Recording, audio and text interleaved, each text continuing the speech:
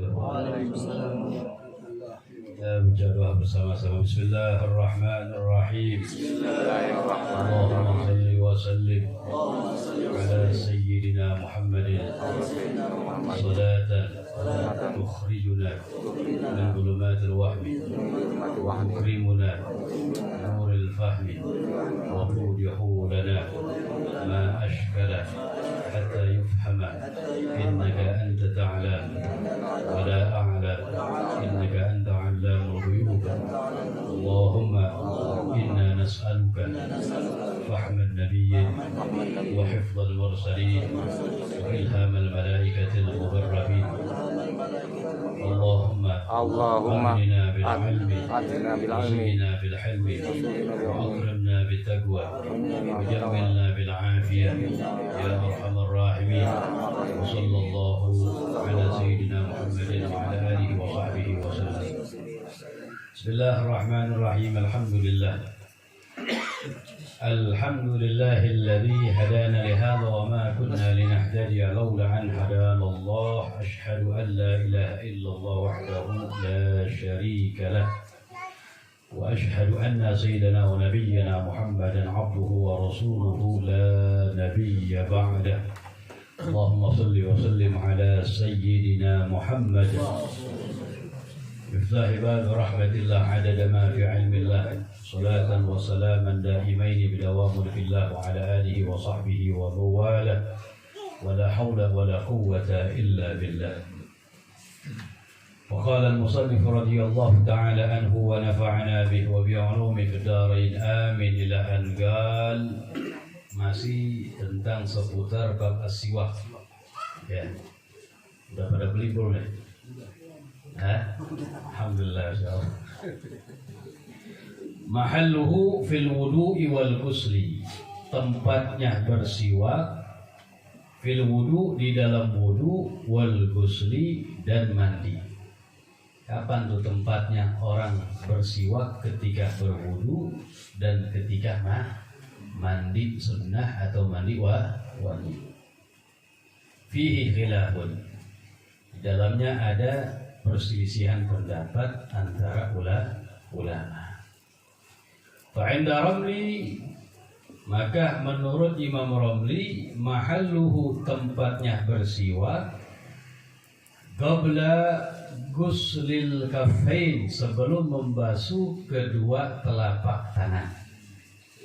Sebelum membasuh kedua telapak tangan, fayahtaj ila niyatin, maka butuh kepada niat annahu sunnatun lil wudu aw lil ghusli, bahwasanya itu siwak sunnah untuk wudu dan untuk mandi. Jadi menurut pendapat Imam Ramli, jadi begini,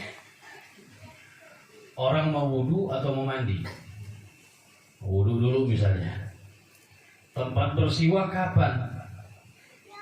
Pendapat Imam Muhammad Ramli mengatakan tempatnya sebelum membasuh kedua telapak tangan. Kan sunnah kalau kita mau wudu, membasuh kedua telapak tangan. Sebelum membasuh, siwak dulu begitu.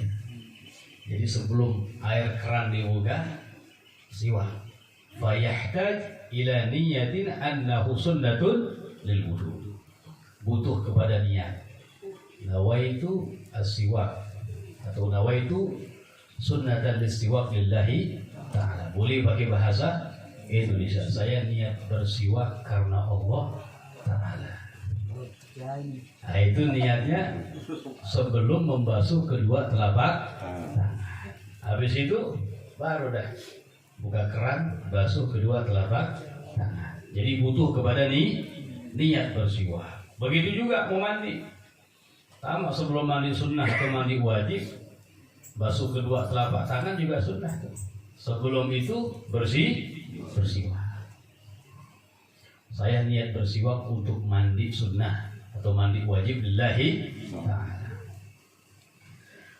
Wa inda Ibnu Hajarin, adapun menurut Al-Imam Ibnu Hajar Ahmad bin Hajar Al-Haythami, mahalluhu tempatnya bersiwak ba'da guslil kaffain, setelah membasuh kedua telapak tangan. Dalam hal ini fala yahtaj ila tilka niyyah, maka tidak butuh lagi kepada itu niat. Niat bersiwak udah nggak butuh lagi. Kenapa? Karena sudah masuk ketika kita membasuh kedua telapak tangan kita. Jadi begini, di permulaan wudu sunnahnya membasuh kedua telapak tangan. Ketika kita basuh, nawaitu sunanal wudu lillahi, niat saya niat melakukan sunnah wudu lillahi. Nah, ketika membasuh kedua telapak tangan, niatin tuh. Saya niat melakukan sunnah wudu lillahi ta'ala. Habis basuh kedua telapak tangan, siwak. Nah, ketika bersiwak udah nggak butuh lagi kepada niat, karena sudah masuk dengan niat yang tadi melakukan sunnah wudu. Jelas ya? Nah, itu perbedaannya. Ada ulama yang berpendapat yang lebih afdal al-jam'u bainahuma, menggabungkan keduanya. Cakep. Menggabungkan dua pendapat. Artinya apa? Sebelum basuh kedua telapak tangan, dia bersiwak. Saya niat bersiwak untuk melakukan wudu lillahi. Habis itu basuh kedua telapak tangan, siwak lagi. Wah, ini menggabungkan dua pendapat imam besar dalam mazhab Syafi'i, al-Imam Ibnu Hajar al-Haytami wal Imam Muhammad Ramli. Ini dua imam ulama Syafi'iyah. Kalau misalnya dua imam ini sepakat dalam satu hukum, itu pendapat kuat dalam mazhab Syafi'i. Kalau ada perselisihan antara dua imam, mana yang kita pilih? Salah satu dari keduanya nggak apa-apa, bebas. Sekupu sepadan. Sehingga seorang syair mengatakan, Muhammadur Ramli yukafi Ibn Hajar fakhtar bainahuma bila khalal. Seorang syair mengatakan, Al-Imam Muhammadur Ramli sekupu sepadan dengan Imam Ibnu Hajar. Pilih salah satu dari keduanya, nggak apa-apa. Kalau misalnya ada perselisihan pendapat antara keduanya, tapi kalau sepakat dalam hukum, ini pendapatku kuat luar biasa. Sehingga ada ulama menulis satu kitab risalah namanya Ithmidul Ainain, nama kitabnya, yang menulis tentang perselisihan pendapat dua imam. Imam Romli pendapat begini, Ibn Hajar ditulis, dimasukkan. Masuk dalam-dalamnya ini nih. Salah satu daripada pendapat keduanya perselisihan antara tempat bersiwak ketika berwudu dan mandi. Maratibu siwak, tingkatan-tingkatan siwak, lahu khamsatu maratib, memiliki 5 tingkatan. Ya, tingkatan pertama lebih afdal. Jadi tingkatan-tingkatan bersiwak memiliki 5 maratib, tingkatan. Yang pertama, yang paling afdal, ayyakuna bi'udil araq. Ada siwak itu dengan kayu arok. Kayu arok, siwak yang biasa yang kita lihat orang jamaah haji bawa, itu kayu siwak yang paling afdal. Tingkatan pertama. Yang kedua, summa jaridin nakhli, kemudian bersiwak dengan pelepah kurma. Namanya jaridun nakhli, pelepah kurma.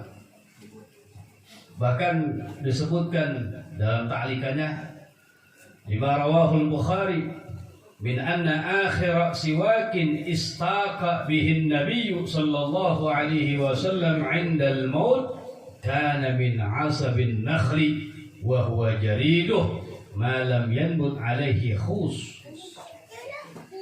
Disebutkan dalam hadis Bukhari bahwasanya akhir siwak yang bersiwak dengannya Nabi Shallallahu Alaihi Wasallam ketika akan meninggal dunia, kana min asabin nakhli, dari pelepah kurma.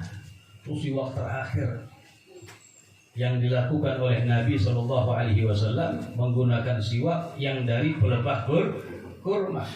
Malam yanbut alaihi khus, ay warakun nakhli, yang daunnya belum tumbuh, jadi batangnya yang muda begitu.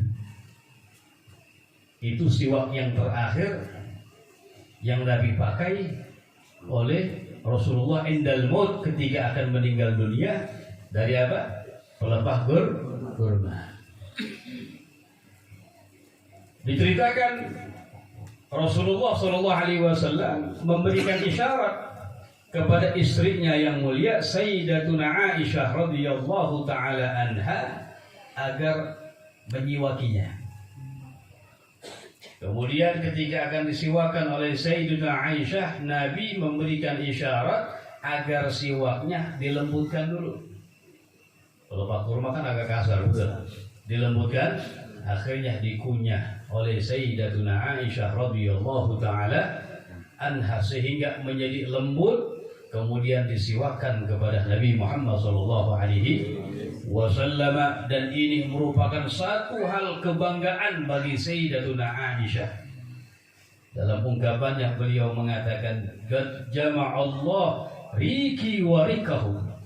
Allah Subhanahu wa taala telah mengumpulkan, menyatukan antara ludahku dengan ludah Nabi kita Muhammad sallallahu alaihi wasallam di akhir hayat beliau. Suatu kebanggaan bagi Sayyidatuna Aisyah.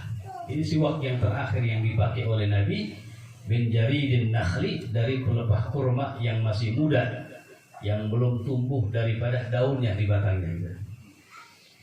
Itu tingkatan yang kedua. Yang ketiga, summa'uduz zaitun, batang daripada pohon zaitun. Itu tingkatan ketiga. Lima rawahu Daruqutni ni'mas siwak. Nabi bersabda, sebaik-baiknya siwak, kata Nabi, az-zaitun adalah dari pohon zaitun. Min syajaratin mubarakatin, dari pohonan yang diberkahi. Tutayyibul fam wa tudhhibul bil hafri, yang dapat mewangikan mulut dan menghilangkan bil hafri, kuningnya gigi. Wa huwa siwaki, dan itu adalah siwaku, kata Nabi. Wa siwakul anbiya min qabli, dan siwaknya para nabi sebelum aku. Itu namanya dari batang pohon zaitun. Tingkatan berapa? Ketiga. Yang keempat, summa kulli udin, kemudian segala batang pohon lahu raihatun, yang memiliki bau, illa raihan, kecuali pohon ar-raihan. Wallahu alam jenis pohon raihan apa nih di sini? Jadi yang tingkatan keempat, segala batang pohon apa saja yang memiliki wangian kecuali pohon ar-raihan. Kenapa? Lima khilah, karena dikatakan innahu yurisul judar. Kalau memakai atau menyedot daripada batang pohon raihan bisa menyebabkan terkena penyakit belang. Makanya jangan. Itu tingkatan keempat. Yang kelima tingkatannya, summa baqiyatil a'wad, kemudian sisa daripada batang-batang pohon yang lainnya. Apa aja bisa dijadikan untuk bersiwak. Pohon jaran boleh gak tuh batangnya? Gatel. Gatel. Pohon jambu gelutuk misalnya. Ya kalau dihancurin ujungnya sampai halus, dipakai bersiwak, bisa gak? Bisa, tetap mendapatkan pahala sunnah. Cuma jangan ada yang tajam, gigi berada. Ini untuk mendapatkan aslu sunnah, mendapatkan sunnah dapat. Ini maratibus siwak, tingkatan siwak. Yang paling afdal akan udah udul arab, kayu siwak yang ma'ruf, itu yang paling afdal, pahalanya lebih besar dan yang paling banyak digunakan oleh Nabi Shallallahu Alaihi Wasallam. Ada niatan yang belum punya beli insyaallah ya. Walikulli martabatin, dan setiap tingkatan laha khamsu maratib ukhra, memiliki tingkatan yang lain. Setiap tingkatan kan ada 5 tuh. Setiap tingkatan memiliki tingkatan-tingkatan yang lain. Fal majmu', sehingga terkumpul seluruhnya 25 martabah tingkatan. Fal afdhalul maratib, maka tingkatan yang paling afdal, kan tadi kita baca kita. Tingkatan-tingkatan siwak ada berapa tingkatan? 5. Setiap satu dari 5 memiliki 5 tingkatan. 5 kali 5 berapa? 25 jumlahnya. Cuma yang dibahas ini tingkatan yang pertama aja. Kan yang paling afdal dengan kayu siwak yang ma'ruf tadi itu. Yang biasa kita lihat, yang biasa dibawa sama jamaah haji. Kayu siwak itu yang paling afdal memiliki 5 tingkatan. Yang pertama lebih afdal ayyakuna bil araq al munaddah bil ma', dengan kayu siwak al araq al munaddah yang dibasahi bil ma' dengan air. Caranya begitu, jangan yang kering. Punya kayu siwak mau dipakai sama kita, dibasahkan dengan air. Itu yang paling afdal. Pakai itu. Yang kedua tingkatannya summa al-munadda, kemudian yang dibasahi bima'il wardi, dengan air mawar. Air mawar ya, air kuburan berarti ya. Wangi maksudnya begitu. Nggak apa-apa. Kemudian yang ketiga summa al-munadda birrik, yang dibasahi birrik dengan air ludah. Tingkatan yang keempat sumarrat, kayu siwak yang basah, yang gak dicampur air lagi, udah agak demok kan, ada yang begitu. Kemudian yang kelima summal yabis, yang kering. Jadi kita punya kayu siwak nih. Yang paling afdal kayu siwaknya kita basahi dengan air. Itu yang paling afdal. Belum dipakai. Makanya setiap berapa kali cuci ya. Atau setiap mau sholat misalnya. Ya, lagi enak tinggal air keran sambil wudhu segala macam basahi. Itu yang paling afdal. Tingkatan yang kedua dibasahi dengan air mawar. Yang ketiga dengan air ludah kering nih. Jadi basahin dulu mau ludah inti misalnya. Tingkatan ketiga. Yang keempat yang basah siwaknya, kemudian yang kering. Itu tingkatan aja begitu. Di sini ada maratib tingkatan. Yang afdal yang pertama. Qala ba'dhum, berkata sebagian ulama, fi hadhil maratib, di dalam tingkatan ini. Tingkatan yang kita baca tuh dari tingkatan-tingkatan bersiwak disusun lagi sama ulama dalam bait syairnya. Apa? Arakun jaridun nakhli zaitun ruttibat, zaitunur ruttibat, fatibun rihun bakil a'wadi kambilah. Yang pertama arakun, yang paling afdal tingkatan siwak dengan kayu arok namanya, yang biasa kita lihat tuh, namanya kayu arok itu. Jaridun nakhli, tingkatan yang kedua dari pelepah kurma. Yang ketiga zaitun, dari batang kayu zaitun. Ruttibat, ini secara tertib. Ruttibat tambahan bait syair aja. Fatibun rihun, kemudian fatibun rihun, setiap batang pohon yang memiliki bau yang wangi. Bakil a'wadi kamila, kemudian sisa batang-batang pohon yang lainnya kamila, disempurnakan. Ini tambahan bait syair. Wa kullu munaddal ma famal wardi rikuhu, dan semua mudadda dibasahi alma, tingkatan yang pertama dibasahi dengan air. Famal wardi yang kedua dengan air mawar. Rikuhu yang ketiga dengan ludah. Fadhul yabsi ratsbun. Nah, dalam bait syair ini tingkatan yang keempat sama yang kelima agak berubah dikit beda. Dalam fadhul yabsi, kemudian tingkatan yang keempat dalam bait syair ini, yang keempat yang kering. Ratbun yang kelima baru yang basah. Fisiwak idri wa'mala, dengan bersiwak idri ketahuilah, wa'mala dan amalkanlah. Nah, ada perbedaan sedikit.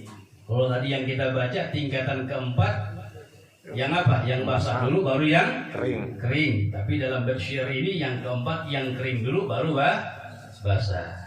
Sehingga dalam ta'alikannya dikatakan duqaddima fil bait as-siwakul yabis.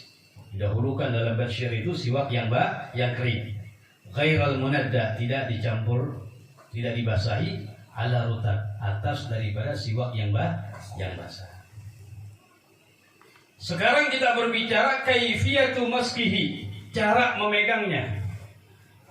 Udah kita pahami bahwasanya bersiwak itu adalah sunnah Nabi Muhammad. Bahkan tingkatan-tingkatannya tuh, ya udah kita sebutin. Cara megangnya gimana sih bersiwak? Cuma resikonya ini nggak mau siwak lagi nih. Ada pulpen, apa pulpen? Pulpen, nggak apa-apa siwak nggak apa-apa. Ya. Punya Ustaz barokah. Ya. Kaifiyatu maskihi, cara memegang siwak. Sebenarnya si ulama bilang dengan cara gimana pun tetap mendapatkan pahala sunnah bersiwak. Cuma kita pengen cara megang yang sunnah. Ayyuj'al khinsirul yadil yumna, dijadikan kelingking tangan yang kanan tahtahu, di bawah. Kelingking tangan yang kanan di bawahnya taruh. Wal binsir, jari manis. Wal wusta, jari tengah. Was sababah, jari telunjuk, fawqahu, di atasnya. Wal ibham tahtahu, yang jempolnya di bawahnya. Jadi kelingking sama jempol taruh mana? Bawah. Jari manis, jari tengah, jari telunjuk di atas. Inda ra'si, dekat dengan kepalanya sini. Megangnya yang sunnah caranya seperti ini. Jelas ya? Nanti kita amal itu sunnahnya lebih lagi, sunnah di atas sunnah. Itu cara megangnya. Sekarang kaifiyatu isti'malihi, cara menggunakannya fil asnan, di gigi. Ardhan, secara ardhan. Ardhan ini bahasanya apa? Ini kan ke atas, ini mendatar namanya. Yang main apa namanya itu? Menurun mendatar, tahu tuh ya mana? Horizontal vertikal. TTS ya. Mendatar, ardhan. Wa fil lisan tulan. Jadi kalau gigi sunnahnya apa?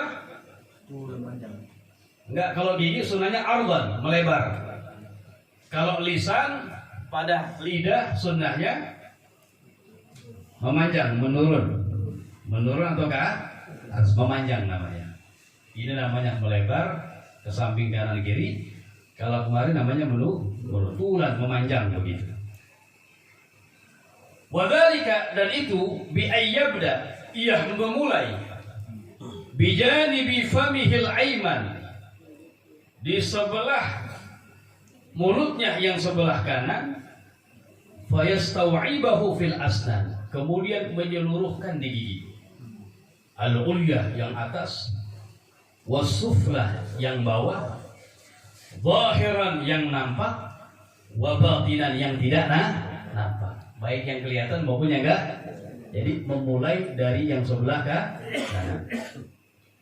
Summa yaf'al dzalik, kemudian ia melakukan itu fi janibi famihil aisar, di samping mulutnya yang sebelah kiri. Jadi modelnya begini nih.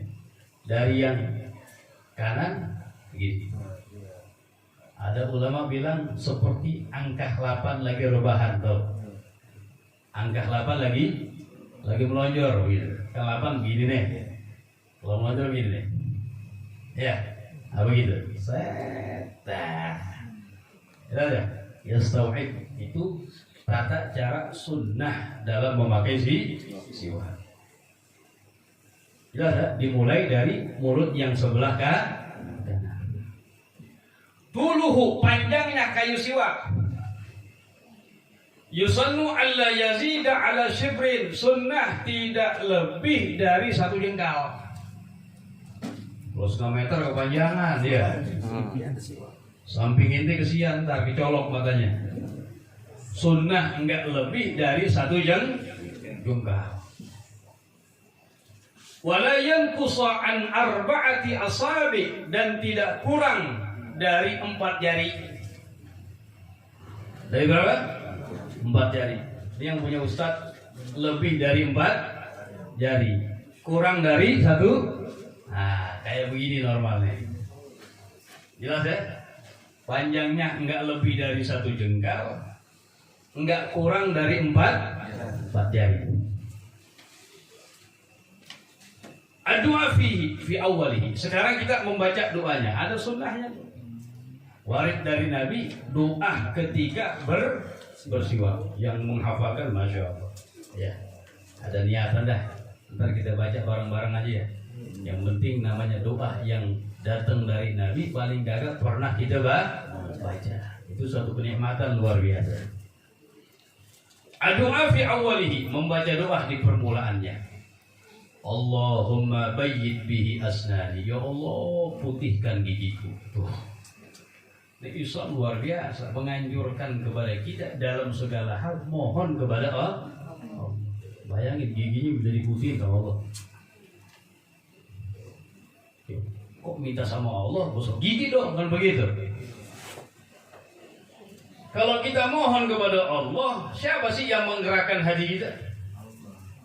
Orang sikat gigi, siapa yang menggerakkan dia sikat gigi? Allah. Sehingga Allah menggerakkan kita rajin sikat, rajin siwak, jadi putih, jadi bening. Gitu maknanya.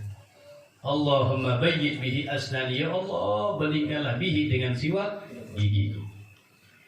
Wa syudda bihi lisati, dan kuatkanlah dengannya lisati, gusiku. Nah, orang yang gusinya sering berdarah kan banyak tuh. Nah, di antara obatnya sering pakai siwak biar gusinya kuat, nggak gampang berdarah. Wasabbit bihi lahati, dan tetapkanlah bihi dengannya lahati. Lahmu aqsa sagafil hanaf. Lahatu daging yang paling di atas, sagaf ujung sagafil hanaf, atas daripada kerongkongan. Mulut kita kan ada atas itu ya, langit-langit itu, itu namanya apa? Lahat. Sabit, tetapkanlah, mudahkan buat pikir, gampangin buat nyebutin kalimat la ilaha illallah, buat ngomong yang lain, begitu maksudnya. Wa afsih bihi lisani, dan fasihkan bihi, dengan barokah siwak, dengan sebab siwak lisan. Jadi fasih, ngajinya jadi fasih, nggak berantakan. Makharijul huruf jadi jaga. Wa barik li fi, dan berkahilah aku. Wa asbitni alaihi wa asibni alaihi, dan berilah ganjar kepadaku alaihi, atas bersiwak, ya arhamar rahimin. Itu doa yang dibaca ketika bersiwak. Coba kita baca bareng-bareng bersama-sama di tabaruk untuk ngambil berkah. Bismillahirrahmanirrahim. Allahumma bayyid bihi asnani wa shudda bihi lathati wa thabbit bihi lahati wa absih bihi lisani wa barik li fihi wa athibni alaihi ya arhamar rahimin. Doa ketika bersiwak. Jadi anjuran dalam Islam, dalam segala hal diminta untuk kita memohon kepada Allah. Jangan jadi orang yang pelit. Kadang-kadang muskilah, sedikit tambahan, muskilah umat Islam sekarang kita kurang minta sama Allah. Bisa dibuktikan, kita kurang minta. Padahal Allah zat yang apabila kita memohon kepadanya senang. Kita minta maksa sama Allah, makin senang. Semakin banyak kita minta kepada Allah, semakin senang.